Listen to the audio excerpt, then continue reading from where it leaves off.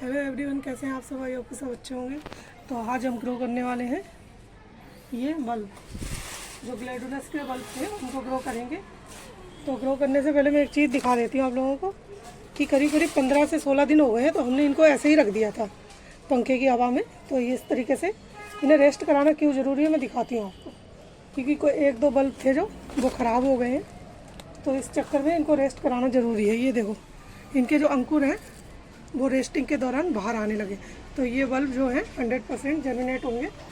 ये देखो, और जो ख़राब होने वाले हैं वो ख़राब हो जाएंगे। इसलिए आपको इन्हें रेस्ट कराना ज़रूरी है। अगर आप ऑनलाइन लेते हैं तो आपको बहुत ज़रूरी है। पता नहीं वो कैसे प्रिजर्व करके रखते हैं। तो जैसे ये एरिया है ना, इसका ख़राब हो गया, तो 100% इसका ये नहीं है कि ये उगेगा कि नहीं उगेगा, लेकिन हम इसे लगाएंगे, ट्राई करेंगे, देखते हैं क्या रिजल्ट रहता है। तो रेस्ट कराना इसीलिए ज़रूरी है। तो मैंने इसे 15-16 दिन का रेस्ट कराया।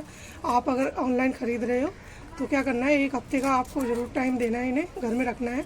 और नर्सरी से ला रहे हो तो उससे पूछ लेना है कि ये कितने दिन से आए हुए हैं। अगर नर्सरी से ला रहे हो तो उन्हें तुरंत ग्रो कर सकते हैं। तो हमें कैसा मिट्टी रेडी करना है वो मैं दिखा देती हूँ। तो पत्तेदार मिट्टी होनी चाहिए, मतलब जो लूज मिट्टी होती है वो होनी चाहिए। तो उसमें क्या करना है, वर्मी कंपोस्ट मिला देना थोड़ा सा 10%, बाकी 80% रखनी है मिट्टी, और उसमें 10% ये कोकोपीट या लीफ कंपोस्ट मिला देनी है। ठीक है, तो इस तरीके से हम मिट्टी तैयार कर देते हैं, फिर आपको दिखाते हैं। तो मैंने इस तरीके का ये टब लिया है, इसमें नीचे ड्रेनेज सिस्टम रेडी कर दिया है। उसके बाद इस तरीके की मिट्टी है ये, उसमें हम ये इस तरीके से कोकोपीट ऐड कर देंगे। तो क्या होगा, इससे मॉइस्चर मेंटेन रहेगा और कोकोपीट इसे सूखने नहीं देगी और ना ही ज़्यादा नमी रहने देगी। तो ये एक लेयर मिट्टी की डालनी है, फिर एक कोकोपीट की डालनी है, फिर एक लेयर डालनी है मिट्टी की। तो इस तरीके से हमने मिट्टी रेडी कर ली है। तो इसमें कोकोपीट के साथ थोड़ा बहुत परलाइट भी मिला हुआ है। आप चाहें तो इसमें फंजीसाइड डाल सकते हैं, कोई सा भी जो आपके पास हो। ये मिट्टी हमारी पहले से रेडी थी, तो इसमें नीम खली हमने ऐड करी है। आप चाहें तो नीम खली भी ऐड कर सकते हैं। अगर कुछ नहीं है तो हल्दी पाउडर भी डाल सकते हैं। उससे क्या होगा, फंगस लगने के चांस कम हो जाते हैं। तो इस तरीके से क्या करना है, जो बल्ब हमने प्रिजर्व किए थे तो उनको हम उठा के, ये एरिया जो देख रहे हैं आप, इसको नीचे रखना है और इनको इस तरीके से लगा देना है। इसमें ये अंकुर आ गया, दिख रहा होगा। तो क्या करना है, इस तरीके से लगा देना। मैंने ये टब लिया है इसलिए कि ताकि बारिश आए तो मैं उठा के इसे रख सकूं। बारिश में बिल्कुल नहीं छोड़ना। आप चाहे तो गमले में या कहीं पर भी लगा सकते हैं। तो ये एरिया क्या करना है, नीचे की साइड रखना है, इसको ऊपर रखना है। इतनी दूरी मेंटेन करनी है, बल्ब को बिल्कुल ढकना नहीं है। इस तरीके से लगा देने से इस वाले एरिया का खास ध्यान रखना है। इसको नीचे जाना है और इसको ऊपर आना है। तो इस तरीके से सारे लग जाएंगे। और ये साइड में जो दिख रहा है ना, ये क्या होगा, एक ही बार बल्ब आपको ख़रीदने पड़ेंगे। हर बार ये मल्टीपल होते रहते हैं। तो जैसे ये मिट्टी में जाएगा तो ये अपनी ग्रोथ साइड कर लेगा, फिर यहाँ से एक इस तरीके का नया बल्ब रेडी हो जाएगा। तो अगर इस तरीके से घर में रेस्टिंग करा के आप इनको लगाते हैं गमले में तो 100% रिजल्ट रहेगा आपके यहाँ कि बल्ब ग्रो हो अच्छे से। और वैसे तो किसी भी सीज़न में लगा सकते हैं, जिनके यहाँ ठंडा रहता है वो लोग बल्ब को कभी भी ग्रो कर सकते हैं। लेकिन जहाँ गर्मी होती है तो वो गर्मी में थोड़ा सा ये गलने लग जाते हैं और ये फिर चल नहीं पाते। इसलिए क्या होता है, हम लोग विंटर में ही लगाते हैं और विंटर में ही इनका फ्लावरिंग टाइम होता है। जो इस साइज़ के बल्ब है वो 100% रिजल्ट मिलने वाला है आपको। फूल ज़रूर आएंगे इनमें, जैसे ही विंटर आएगी वैसे ही। और छोटे जो बल्ब हैं वो हो सकता है थोड़ा सा धीरे, क्या कहते हैं, फ्लावरिंग करें, हो सकता है ना भी करें। देखते हैं क्या रहता है इसका रिज़ल्ट। तो आप चाहें तो लगा सकते हो, बहुत आसानी से ये चल जाते हैं। और ये हमारे गार्डन का रंग बिरंगा बहुत सुंदर फूल होते हैं इसके, आपने देखा होगा जो बुके वगैरह मिलते हैं उनमें ये लगाए जाते हैं कट फ्लावर के नाम से। तो उन्हें जब हम लोग ख़रीदते हैं मार्केट से तो बहुत सुंदर फूल दिखते हैं। तो ये जब हम घर में उगा लेंगे तो क्या होगा, अगले साल बहुत सारे पौधे हमारे पास रेडी हो जाएंगे। इस तरीके से इन्हें लगा देना है। और पानी कैसा डालना है, पानी आपको तभी डालना है जब इसका एरिया ये थोड़ा सा ख़राब हो रखा है।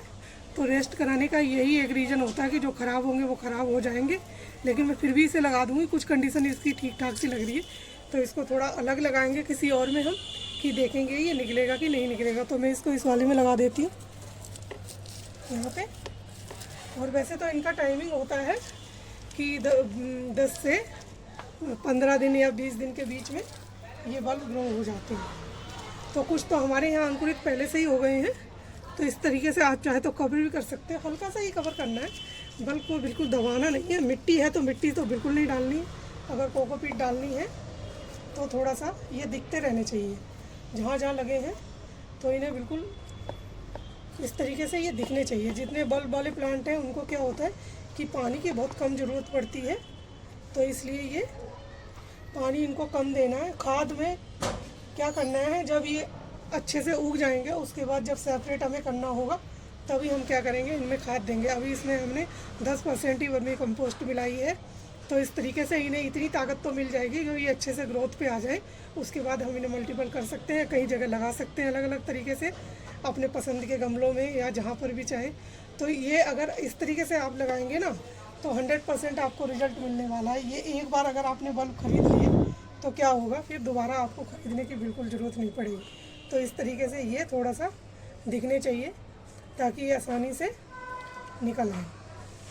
और कुछ चाहे तो साफ से इसको स्प्रे करते रहें बीच बीच में। हालांकि ये फंगस का अटैक मिट्टी में ही होता है, अगर मिट्टी में आपने कुछ मिला दिया है तो कुछ डालने की ज़रूरत नहीं है। तो इसलिए अगर फंजीसाइड हो गया, दूसरा हो गया बर्मी वो क्या कहते हैं नीम खली हो गई, तीसरा हल्दी पाउडर हो गया, तीनों में से एक चीज़ 2 चम्मच इतनी एरिया में मिला देनी है, स्प्रिंकल कर देनी है मिट्टी में डाल के, और फिर उन्हीं में ये बल्ब ग्रो कर देना है। तो मैं बताऊँ पानी इनको कम देना है। जैसे कि अभी मैं थोड़ा सा स्प्रे कर दूंगी, आपको मग्गे से ऐसे नहीं डालना है, स्प्रेयर से स्प्रे कर देना, हल्की नमी बना देनी मिट्टी में ताकि ये ग्रोथ अच्छे से कर पाए।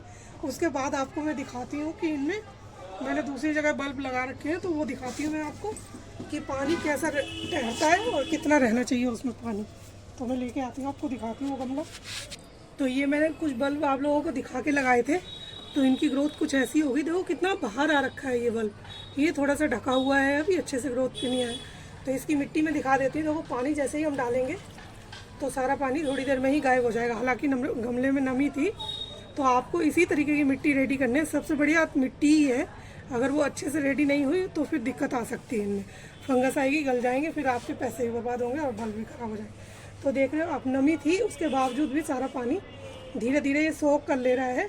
तो पानी बिल्कुल इसमें रुकना नहीं चाहिए। मैं इसमें भी डाल के दिखा देती हूँ। इसमें परलाइट और जो कोकोपीट है वो इसको काफ़ी हेल्प करेगी उगने में। तो इस तरीके से आप अगर बल्ब लगाते हैं तो 100% आपको रिजल्ट मिलने वाला है, और आपके घर में ग्लैडविल्स के बल्ब बहुत अच्छे से फ्लावरिंग करेंगे और खूबसूरती आपके गार्डन में बनी रहेगी। तो देखो इसका पानी बिल्कुल ही 1 मिनट भी नहीं हुआ और गायब हो गया सारा पानी। तो आपको ख़ास तौर पे मिट्टी का ध्यान रखना है। अगर आपको कोकोपीट नहीं मिलती है तो क्या करना है, आपको लीव कंपोस्ट ऐड कर लेना है मिट्टी के साथ। कम से कम 30% मिट्टी में लीव कंपोस्ट ऐड कर लेना है, उसमें साफ मिला के और इन बल्ब को लगा देना है। तो ये थी इन पे बल्ब पे जानकारी। तो मिलेंगे नए वीडियो नए टॉपिक के साथ, तब तक अपना ध्यान रखिए। और बल्ब लगाने का समय अभी चल रहा है, तो आप ऑनलाइन ऑफलाइन जहाँ भी मिले आप लगा सकते हो। तो बाय बाय।